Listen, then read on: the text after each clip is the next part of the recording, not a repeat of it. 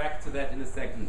Before I start, well, the question mark there on the explained is that I'm putting the challenge up to me. I don't know if I can exactly explain what I'm trying to say, but I'm trying anyway. So what I thought is that I'll start with a little clip of the best ever development education series that has been produced for television.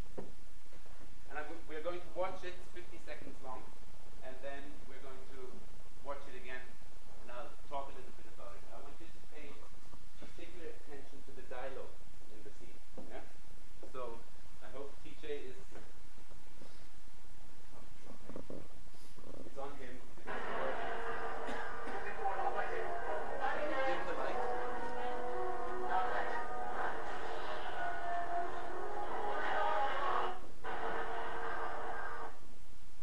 Can we dim the light for a second?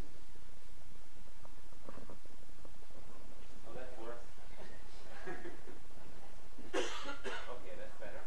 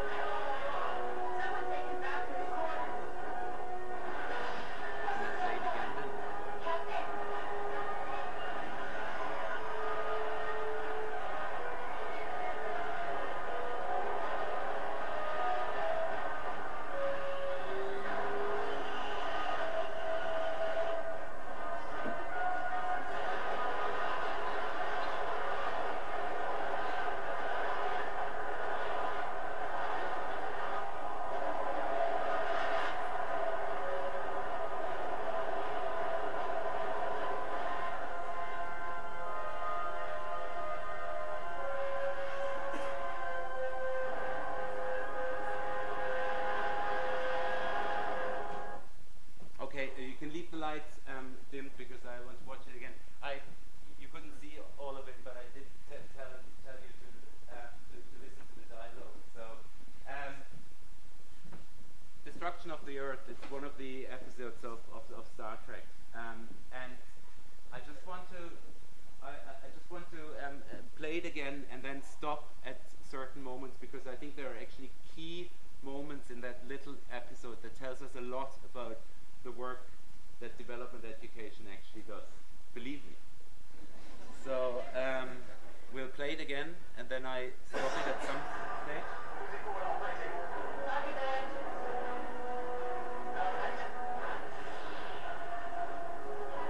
Can you stop now? Okay, two things. What do we do if we are actually confronted by the destruction of the Earth? Sorry? We panic, yes. We resort to violence, target their engines. So go for them, go for the bellies. And we turn to technology. We think that we will be fine. Now, half-naked guy. It's very, very important in this clip, because he asks the one question that we don't ask, that we have stopped asking. He comes in half-naked and says, "What the hell is going on?"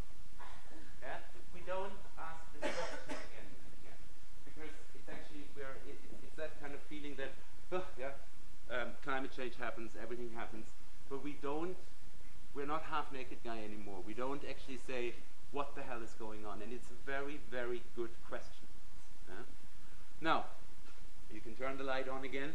We won't watch the destruction of the Earth again, because it won't happen. I promise you. And if you watch the episodes, all the episodes, you know that at the end it all turns out fine. What does this tell us about policy and practice and all that? And this is now. That's the Earth. Yeah, we all know the challenge. There are a lot of challenges at the moment, and we are very, very, very, very close to this explosion. There's us, or half-naked guy, scratching our heads. What can we actually do about it? Now, international development policies have come up with some sort of idea of how we can actually avoid this to happen.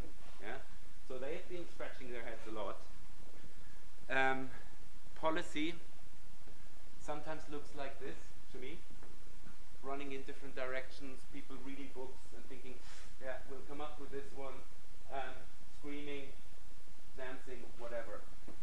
But there are actually policies that try to tackle the problems that the global problems that we are facing at the moment. So what you probably all aware of the Millennium Development Goals. What the Millennium Development Goals did, they basically said, okay, we have a problem, and what they did is they, in a way, divided the planet into south, developing countries, and the north, the rich countries, the privileged countries. Yeah? Now, the direction of the policies that are done is really down to the south. Yeah? If you look at the Millennium Development Goals, policymakers have thought, okay, we have 8 goals, 7 for the south, 1 for the north, or 1 for everybody on the planet, but we don't put any targets and any time frames in it because we know that it's not going to happen anymore. Yeah? That's a little bit over-exaggerated at the moment, but the policymakers in international development have targeted the southern part of the world, the developing world, the kind of not so far industrialized countries for development. Yeah? Now, that is a very important thing, and a lot of gains have been made in the last 15 years on the Millennium Development Goals. And now the key moment, and the minister has talked about white paper review, Irish 8 asks everybody, what do you think of our policy framework? Yeah? Policies are really ways of framing the world, and they're quite effective because they affect everybody's life. Yeah? For example, I'm a really passionate smoker. I would really like to light up now, but a policy actually prevents me from doing it. It protects also you for me smoking in this room. Yeah?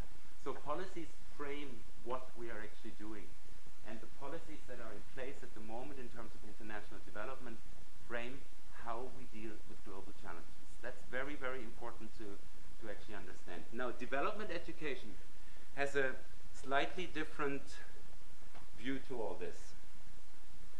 There's still half-naked guy scratching his head. And what development education actually does, for me, in terms of policies, it puts the person scratching his or her head into a one-world perspective. So it's not like the episode that we saw, people from outside trying to protect the world or something like that, or looking at the world or looking at a certain area of the world. It is really putting you, everybody, policymakers, practitioners, into this one world and trying to come up with a policy that is actually worth having for all of us and not just for a certain part of the world. Yeah?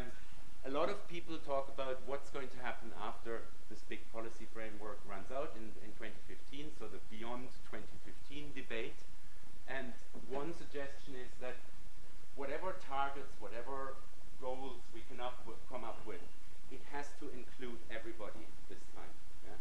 It can't be just 7 targets for the South and kind of 1 half target for the North. It has to be a global policy framework where actually countries in the North, in terms of consumption, for example, have also their targets and something they have to reach as well. Yeah? So it's very important actually that this worldview, or this view how we see solutions to global challenges, is actually put forward into policy processes. Yeah? And I want to explain, do I have 5 minutes left? Yeah. I want to explain that by a little story, what I mean by this one world approach. Yeah? And for that I need, let's say a typical Irish 22-year-old. Yeah? Give him a typical Irish name, call him Rodriguez. Rodriguez Doyle. Yeah? So Rodriguez Doyle is 22. He works for Anglo-Irish Bank, not as a banker. He works in the reception area. Every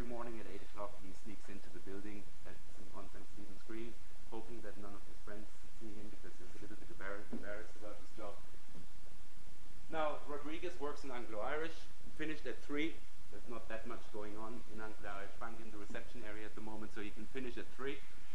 And he heads to his local pub to have a beer after work. Now, Rodriguez, it doesn't matter. So Rodriguez watches the news. He gets his pint, sits down, watches the news. It's a news story about the Horn of Africa, the drought there, the famine in Somalia, in Kenya, and all that. And Rodriguez sits there and thinks, this is really bad. This is really terrible. There's really terrible things happening. And he gets actually quite emotional about it. Yeah? He gets angry about it. He doesn't really know where the anger comes from, but he is quite angry and emotional. And then he thinks, those people are really, really unfortunate there. They live in a very, very tough part of the world, and then on top of this, there's actually a drought. Yeah? So let's stop the story for the moment, analyze his reaction. Half good, half bad, I would say. The emotional reaction to it is actually what we need more of. People who actually feel empathy, who feel emotionally involved with the global challenges, and it's not just a head thing.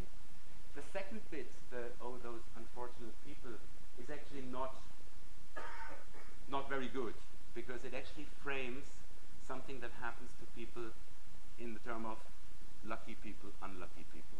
Yeah? So some people are by chance lucky to live in Ireland, and some people are unlucky because they live in Somalia.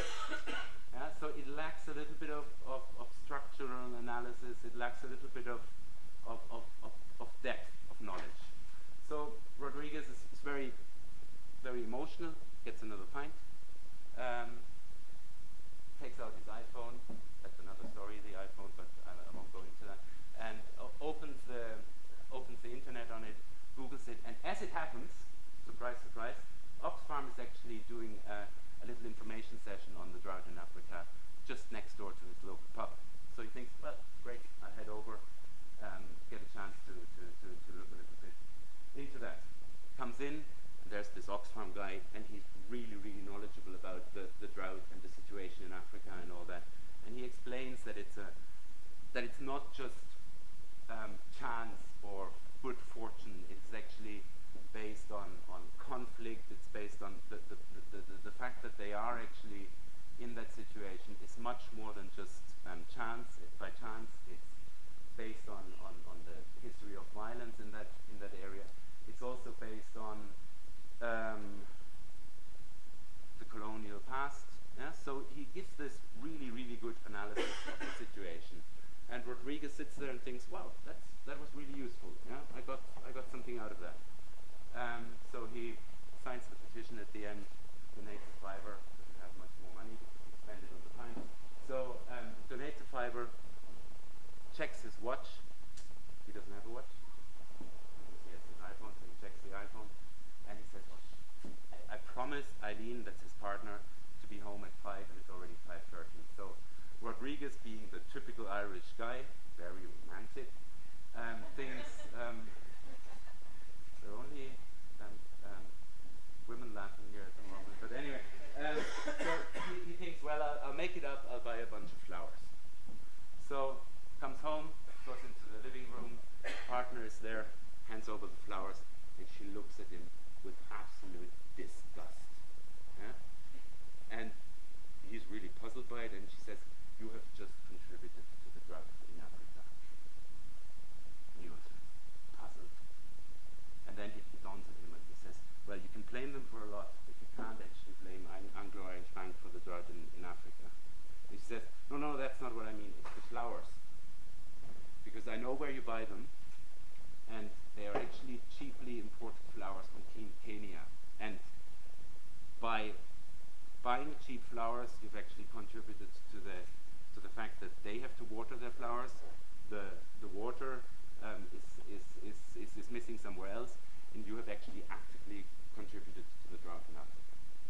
Now we stop the story here and think of the 3 elements that are really important for development education in here. I think we don't pay enough attention to empathy and emotional reactions to things. I think we have to get more emotional about the stuff that is going on again. It's not enough just to say, oh yeah, climate change happens or something like that.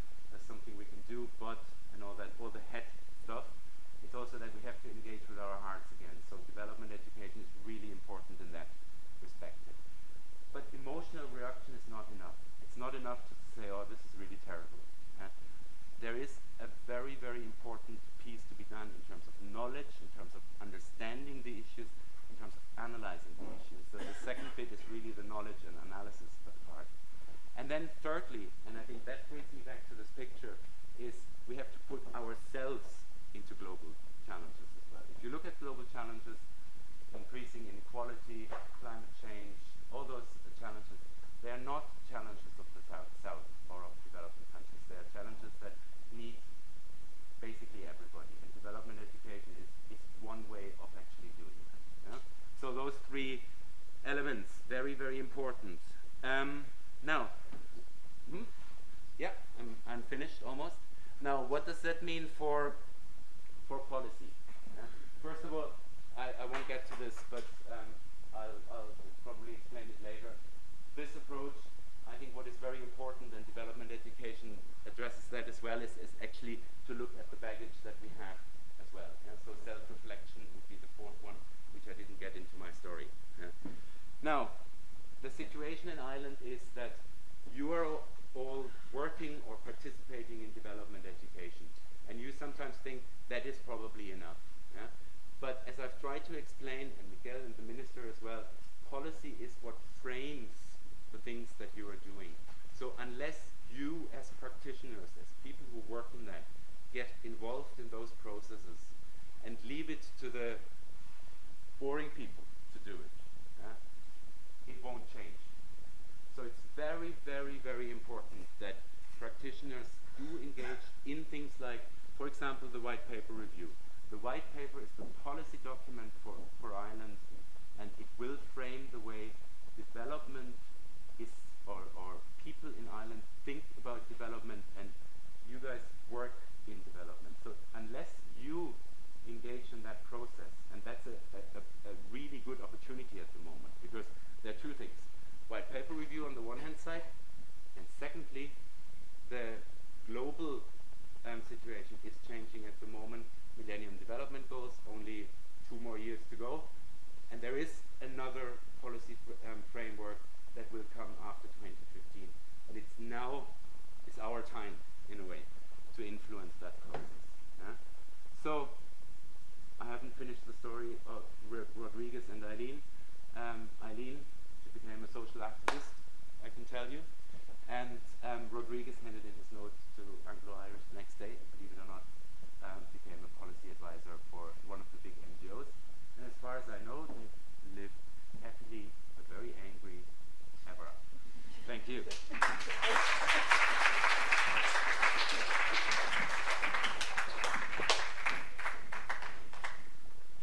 Thanks, Matthias, and I'd like on behalf of MICI to give you this lovely fob watch.